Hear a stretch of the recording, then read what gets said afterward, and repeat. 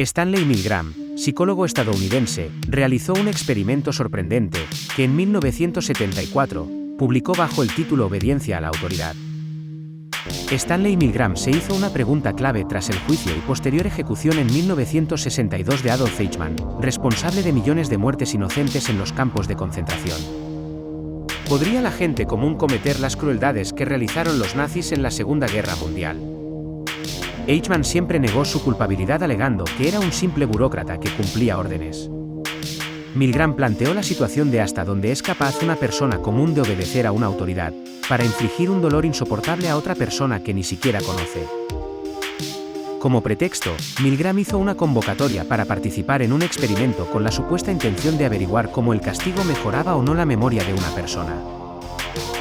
Mediante anuncios en los periódicos y cartas personales, reunió a personas muy variadas de entre 20 y 50 años que, por una hora de trabajo, recibirían $4,50, unos 30 euros a día de hoy. Una vez que el voluntario acudía al lugar del experimento, un técnico que vestía una bata como símbolo de autoridad, lo recibía y le presentaba a otro supuesto voluntario, que en realidad era un actor. Se decidía mediante un sorteo simulado quién de los dos era el aprendiz, es decir, la víctima, y quién sería el sujeto que debía administrar las descargas. Estas descargas iban subiendo desde los 15 voltios hasta los 450 voltios. En el primer experimento, la víctima estaba en una habitación diferente a la del sujeto, y por lo tanto, no se veían ni se escuchaban los gemidos de la víctima. El resultado fue que un 65% de los sujetos llegaron a administrar las descargas máximas de 450 voltios, un resultado totalmente inesperado. En una variación donde el sujeto escuchaba los gemidos y gritos de dolor de la víctima desde la otra habitación, el porcentaje de descargas de 450 voltios fue muy similar al anterior, un 62,5%. Después se realizaron diferentes variaciones en las que quedó patente que el sujeto recibía la presión de dos fuerzas contrapuestas. Por una parte, la fuerza de la autoridad, que lo animaba a continuar, y por otra parte, la presión de la víctima, expresada a través de sus quejas y súplicas. De manera que, cuando la autoridad se alejaba del sujeto y se ausentaba, el porcentaje de descargas máximas bajaba drásticamente al 20%. Además, algunos sujetos administraban descargas inferiores a las que correspondían. Y cuando se colocaba a la víctima en la misma habitación, las descargas máximas disminuían al 40%. Y si el propio sujeto debía colocar el electrodo sobre el brazo de la víctima, disminuían hasta el 30%. De estas dos fuerzas, la más fuerte fue la ejercida por la autoridad. Todo esto ocurría a pesar del malestar que sentían la mayor parte de los sujetos, quienes mostraban sudoración, risas nerviosas y expresiones de profunda inquietud y preocupación por el estado de la víctima.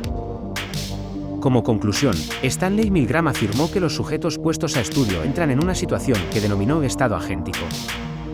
En este estado, a pesar de que muchos sujetos tienen la conciencia de que deberían detenerse, se sienten incapaces de hacerlo. El sujeto se eximía de toda responsabilidad sobre el sufrimiento de la víctima, alegando que confiaba en las indicaciones de la autoridad, la cual asumía toda la responsabilidad. Los sujetos manifestaban a menudo que su responsabilidad era actuar correctamente en el experimento por el bien de la ciencia.